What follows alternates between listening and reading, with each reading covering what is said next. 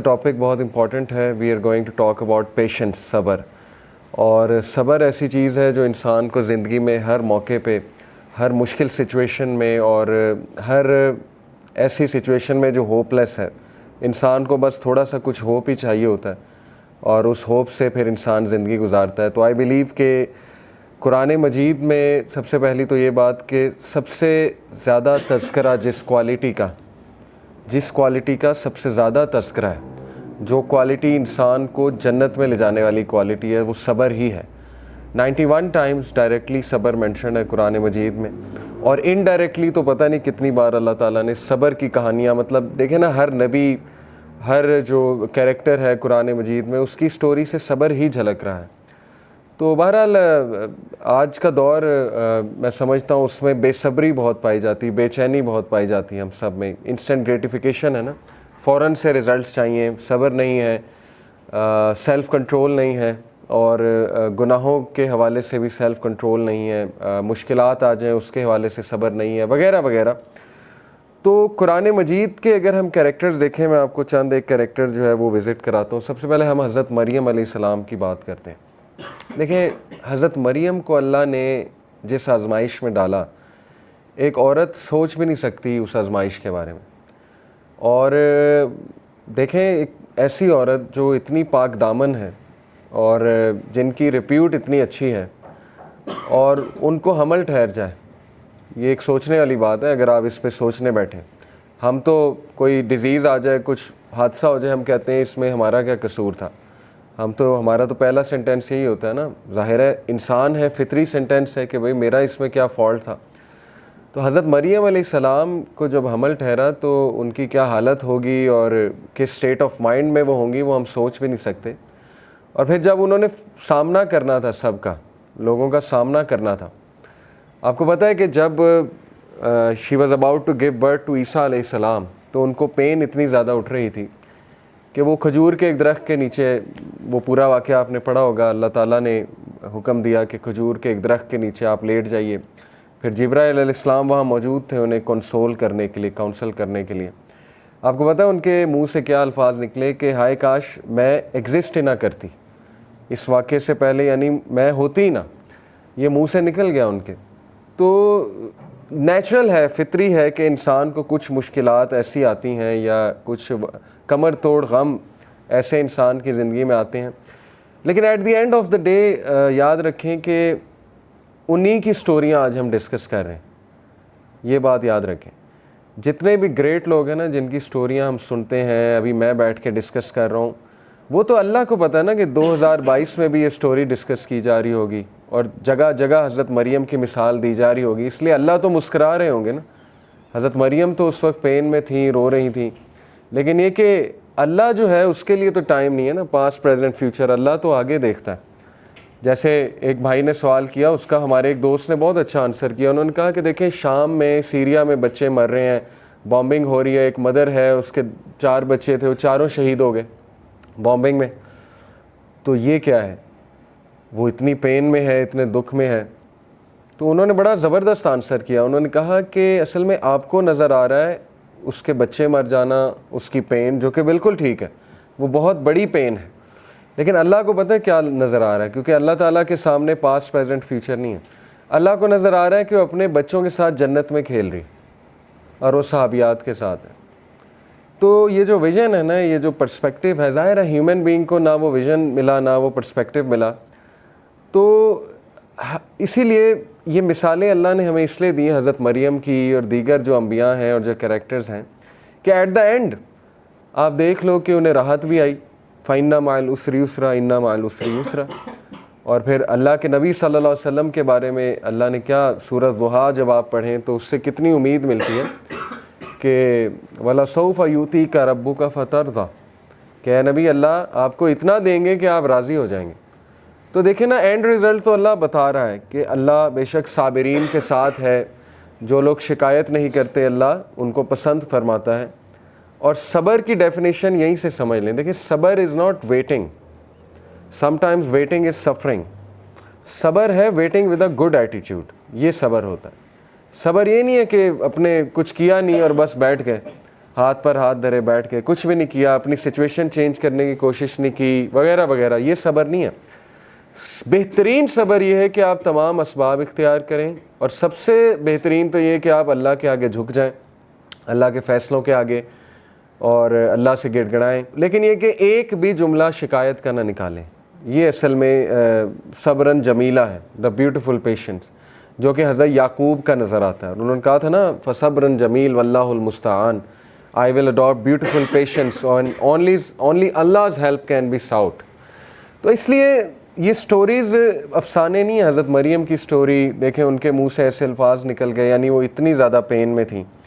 حضرت یعقوب آپ دیکھیں کہ انہوں نے ایک بھی موقع نہیں ہے قرآن میں, ایک آپ کو ان کے ایک سینٹینس بھی نہیں ملے گا جہاں انہوں نے کوئی ایسا جملہ کہا ہو کہ انہیں اللہ سے شکایت ہے. اور اللہ نے حضرت مریم کو تو دیکھیں ٹیسٹ کیا نا, ریپوٹیشن کا ٹیسٹ تھا, اور وہ بچہ خود بول گیا, حضرت عیسیٰ نے خود گواہی دے دی. حضرت یعقوب کا ٹیسٹ جو تھا نا, وہ اولاد سے ریلیٹڈ تھا. اولاد کی آپس میں نہیں بنی, اولاد کی کا آپس میں حسد پیدا ہو گیا, تو ہر ٹائم وہ یہی مینیج کر رہے ہوں گے. ٹھیک ہے نا, اگر آپ سوچیں تھوڑا اس پہ کہ how good a father he was, کہ انہوں نے اس کو مینیج کیا پراپر. لیکن یہ کہ بچوں نے ظلم کیا, ان کے بچوں نے, 11 جو بیٹے تھے. اسی طرح حضرت یوسف کا ٹیسٹ کیا تھا؟ حضرت یوسف کو ٹیسٹ کیا بھائیوں سے, حضرت یوسف کو ٹیسٹ کیا ایک عورت سے, حضرت یوسف کو قید کا ٹیسٹ بھی تھا. پتہ نہیں کتنے سال تھے, 10 سال پلس ہوں گے شیورلی.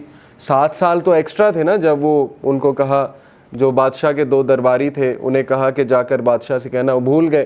تو اس کے بعد 7 سال اور تھا پریزن میں, لیکن اس سے پہلے جو تھا وہ بھی کتنے سال ہوں گے. تو حضرت یوسف کو بھی طرح طرح اللہ نے ٹیسٹ کیا. لیکن again at the end of the day آپ دیکھیں کہ آج ان کا ایک مقام ہے. حضرت نوح کو ٹیسٹ کیا بیٹے سے, اولاد سے. حضرت نوح کا بیٹا ہدایت پہ نہیں تھا. اب انبیاء کے بیٹے تو ہم سمجھتے ہیں کہ وہ بھی انبیاء ہی ہونے چاہیے, وہ بھی ولی اللہ ہونے چاہیے, لیکن نہیں تھا. کافروں میں سے تھا, پیچھے رہ جانے والوں میں سے تھا, ڈوب گیا. اب حضرت نوح کو کتنی تکلیف ہوئی ہوگی, لیکن اللہ نے ان کا بھی ٹیسٹ کیا.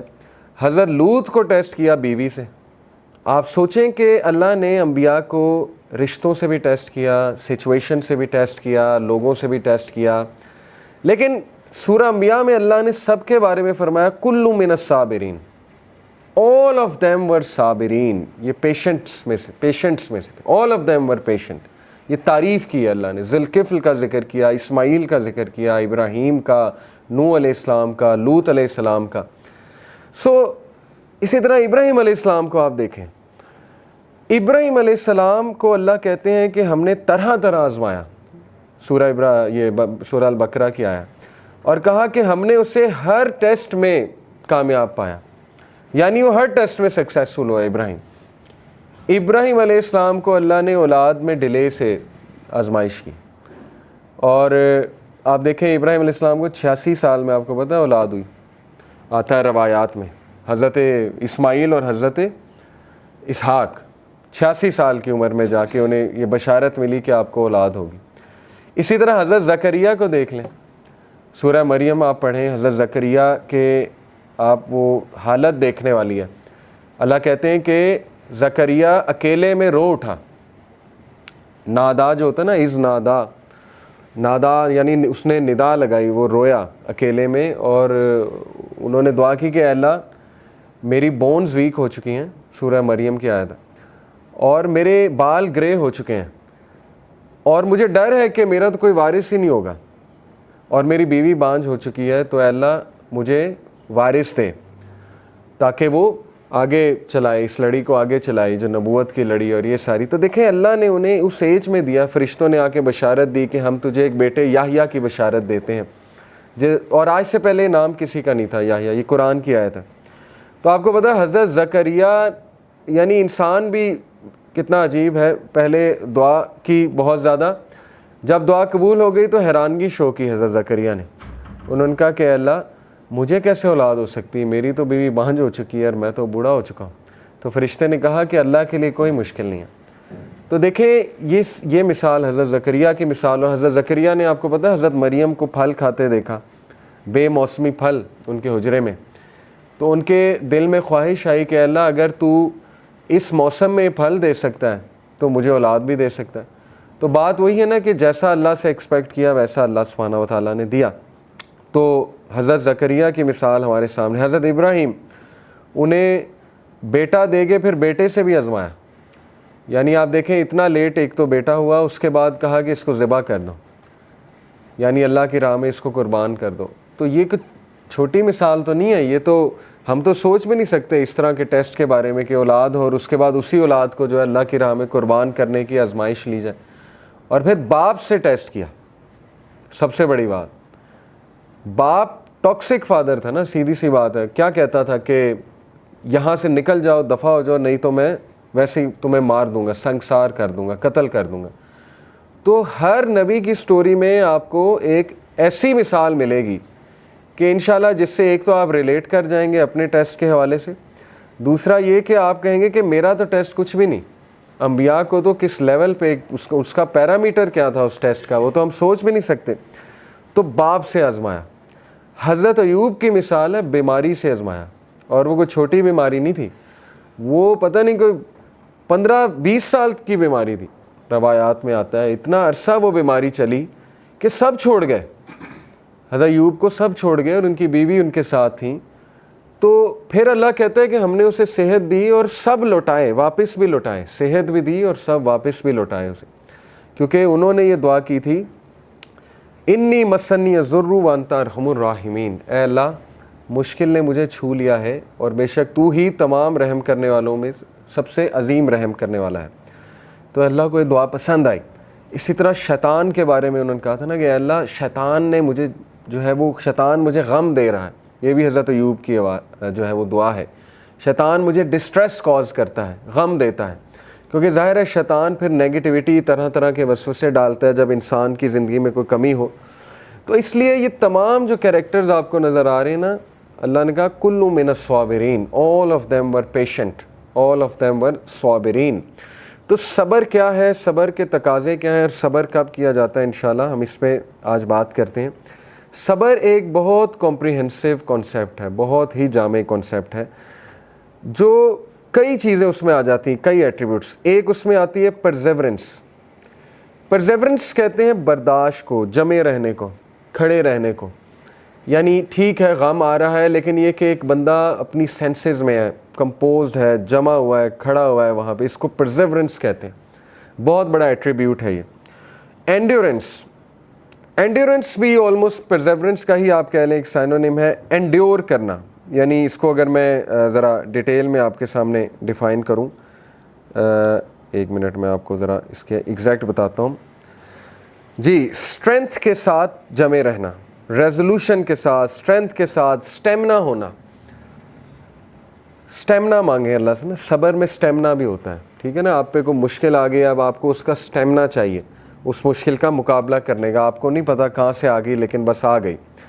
فوربیرنس, فوربیرنس بہت اسپیشل فارم ہے, اور فوربیرنس سے ایک تو مراد ہے ریسٹرینٹ, اپنے آپ کو قابو میں رکھنا. دیکھیں یہ تینوں مختلف چیزیں, پرزیورنس ہے جمے رہنا, اینڈیورنس ہے کہ اسٹرینتھ ہونا آپ کے اندر اسٹیمنا ہونا, اور فوربیرنس ہے کہ قابو ہونا, یعنی کو منہ سے الفاظ نہ نکال دینا یا غصہ نہ شو کر دینا, ٹھیک ہے نا. دس از کال اینڈیورنس. یہ بھی صبر کا ایک تقاضا ہے, انڈیور کرنا, مشکل حالات کو انڈیور کرنا. اوکے.